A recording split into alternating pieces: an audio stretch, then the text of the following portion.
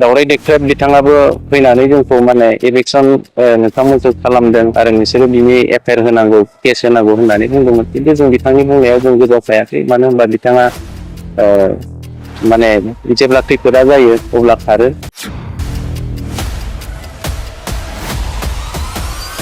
दिनै आं दुखु मोननाया बेनो ट्राइबेल संघनिफ्राय जोंनो माने माइरं थफ्लासेबो जोंनो होफैयाखै। नाथायब्ला जाय सरकार दायो रुलिं गभर्नमेन्ट बिथांमोना जोंखौ खबर लानानै गोबाङानो थाव संख्रि आरो माइरंफोर होफैदों। जों बिथांमोनखौ हामबाय होनदों आरो बिटिआर गभर्नमेन्टनिफ्राय सरकारनिफ्राय जि बिथांमोना फुराना गभर्नमेन्ट दंमोन बे समनि मानसिफ्रा जोंखौ खनसेबो खबर लाफैयाखै। जों बिथांमोननिसिम दुखु फोरमायदों। मानो होनब्ला जोंबो मानसिसो जे बिथांमोना जेरै थांना थादों जोंबो बिदि थांना थानो लुबैयो। बेनिखाय एसे खबर लाफैयोब्ला जों मोजां मोनगौमोन। नाथाय बिथांमोना बिटिआरनि मानसिफ्रा जोंखौ माने एखेबारे गोजानाव दोनदों। माखौ लानानै जोंखौ एसेबां नेग्लेक्ट खालामदों जों मिथिस हाया। नाथाय दानि गभर्नमेन्टआब्ला जोंनो सामब्राम फानलु थाव संख्रि राननानै होफैदों। बेखौ जों धन्यबाद होदों।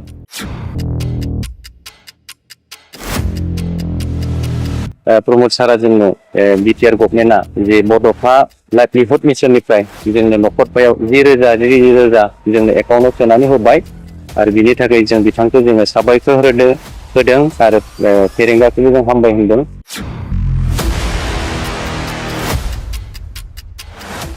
थिं बान मोननै 9 कोटि बिथाङा जोंनो होबाय। जों बिथांखौ जों मालाबाबो जों बावगारनो हानाय नङा। जों इयुननि बेलायाव जों बिथांखौ गोबारै जोङो नाजानानै जों बिथांखौ जों सापर्ट खालामगोन आरो जों बेयाव थानाय बयबो जों बिथांनिसिम जों गोबारै जों साबायखरखौ होदों।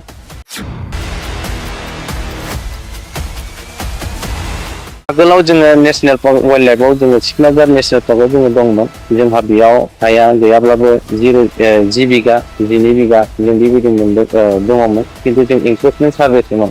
खिन्थु दिनै बिथांमोना डिपार्टमेन्टलि आरो पलिटिकेलि लिडारफ्रा जोंजों सावरायलायनानै जोंनो 2 बिगा हा होदों आरो बेखौ बिथांमोना डिटेल्स खालामना होखाबाय।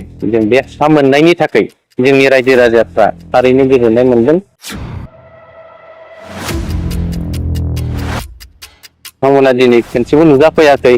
बे न' खानानै होनायाथ' नंखाय बाथ्रा आरो जि साथामसो जि दालालफोर बिथांमोननि गेजेराव दा ओंखारदों जे फंबाय बिक्रममोन बायदि सारथमोन बायदि आरो नै जा फंबाय प्रहलाद बिथांमोनखौ जों दुखु फोरमायदों। बिथांमोना बेसेबां मिडियाफोराव नुजानो हादों गेदेर बाथ्राफोर बुंदों। नाथाय बिथांमोना दिनै जोंजों खनसेबो नुजाफैनो हायाखै। आं दुखु मोनदों आरो जों बिथांमोनखौ निन्दा खालामदों जे बिथांमोननि बेबायदि माने जोंखौ लोगो हमनो हायैयाव मा खारनाव जोंखौ एसेबां माने गोजानाव दोनदों जों मिथिगौ।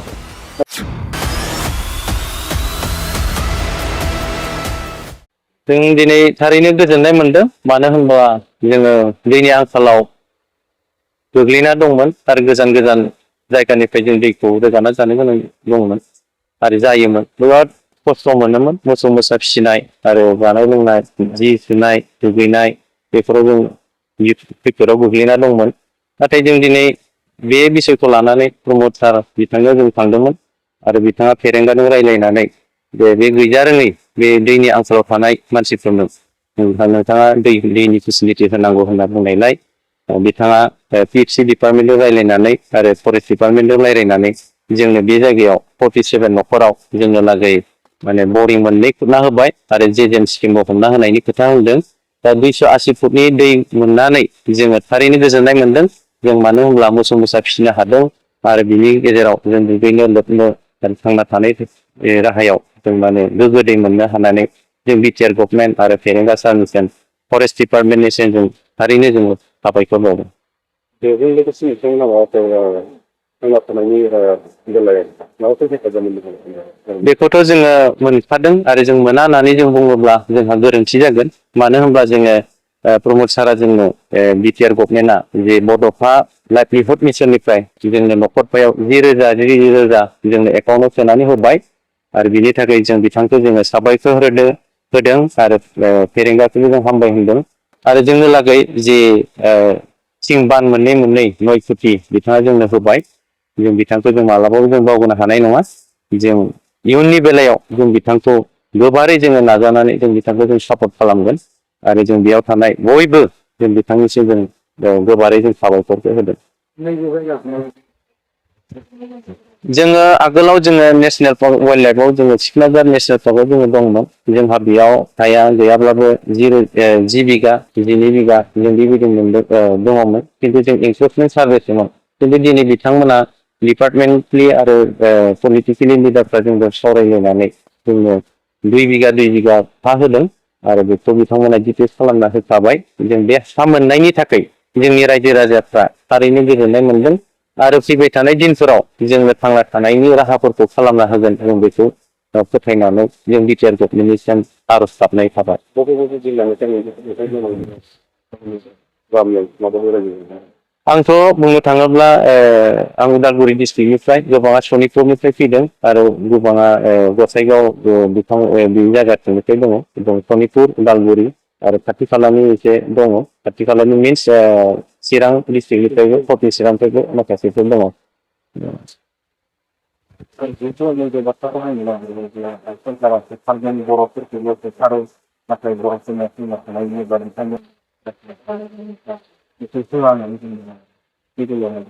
बे खोथाखौथ' जोङो दुखु मोनदों आरो दावराय देख्रेब बिथाङाबो फैनानै जोंखौ माने एभिक्सन नोंथांमोनखौ खालामदों आरो नोंसोरो बिनि एफआइआर होनांगौ केस होनांगौ होननानै बुंदोंमोन खिन्थु जों बिथांनि बुंनायाव जों गोजावफायाखै मानो होनबा बिथाङा माने जेब्ला खैफोदा जायो अब्ला खारो दिनै आं दुखु मोननाया बेनो ट्राइबेल संघनिफ्राय जोंनो माने माइरं थफ्लासेबो जोंनो होफैयाखै नाथायब्ला जाय सरकार दायो रुलिं गभर्नमेन्ट बिथांमोना जोंखौ खबर लानानै गोबाङानो थाव संख्रि आरो माइरंफोर होफैदों जों बिथांमोनखौ हामबाय होनदों आरो बिटिआर गभर्नमेन्टनिफ्राय सरकारनिफ्राय जि बिथांमोना फुराना गभर्नमेन्ट दंमोन बे समनि मानसिफ्रा जोंखौ खनसेबो खबर लाफायाखै जों बिथांमोननिसिम दुखु फोरमायदों मानो होनब्ला जोंबो मानसिसो जे बिथांमोना जेरै थांना थानो हादों जोंबो बिदि थांना थानो लुबैयो बेनिखाय एसे खबर लाफैयोब्ला जों मोजां मोनगौमोन नाथाय बिथांमोना बिटिआरनि मानसिफ्रा जोंखौ माने एखेबारे गोजानाव दोनदों माखौ लानानै जोंखौ एसेबां नेग्लेक्ट खालामदों जों मिथिस' हाया नाथाय दानि गभर्नमेन्टआब्ला जोंनो सामब्राम फानलु थाव संख्रि राननानै होफैदों बेखौ जों धन्यबाद होदों।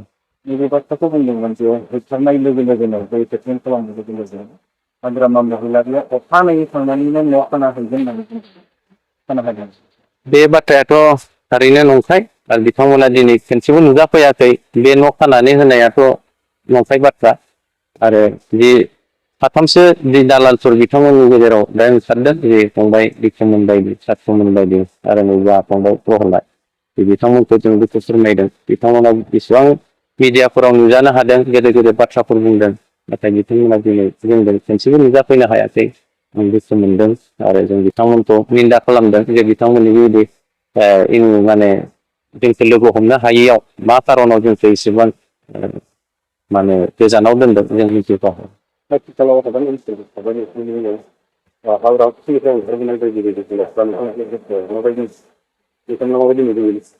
जोंथ' दायो बेयो मैदेर माफा मानै फैयो आरो बे मैदेरा गावनो जानानै गावनो थाङो जोङो बिसोरखौ बिसोरनि जायगाखौ जेरै जों लानाय जाबाय दा बिथांमोना जोंखौबो माने एसेबां अयनाय खालामाखै थेवबो जोङो बिटिआर गभर्नमेन्टखौ खावलायदों जोङो मोनसे सलार फेनसिंफोर एबा जि मैदेरफोरनिफ्राय जों बासायनो हानायनि राहाफोरखौ एसे खालामना होयोब्ला आरो जोंहा गथ'फ्रा नै देरबोबाय जे बिथांमोननोबो जों स्कुलफोरनि एसे गोनांथि जायो बिथांमोनाबो रोंथोंसै बेनिफ्राय स्कुल गायसनना होयोब्ला आरो हस्पिटालनि एसे खाबुफोरखौ होयोब्ला जों थारैनो गोजोननाय मोनगोन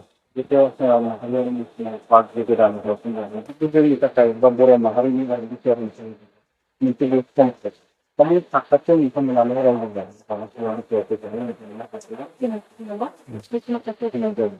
नोंथांमोना बे साखाथियाव रायजो